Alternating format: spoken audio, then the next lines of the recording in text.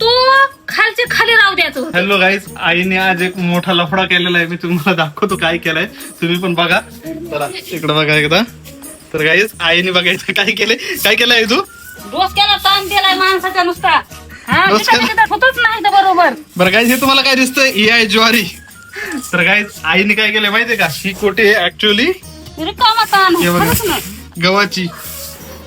हे बघ याच्या खाली आहेत गहू आणि याच्यामध्ये आईने टाकली पूर्ण ज्वारी. आई तुला काय म्हणायचं याच्याबद्दल? इकडे बघ, म्हणायचं नाही मला. इकडे बघ. टेन्शन येते रे बाबा मला.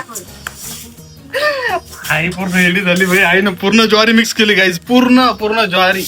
एवढी कोटी भरलेली, एवढी पूर्ण. त्या कोटीमध्ये तिनं टाकली पूर्ण ज्वारी.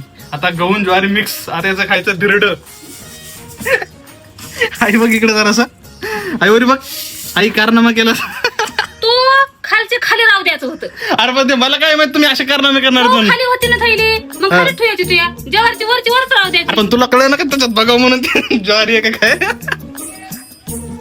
तर बाय बाय गाईज, आता आम्हाला ते गहू निवडावं लागतात. चला बाय बाय.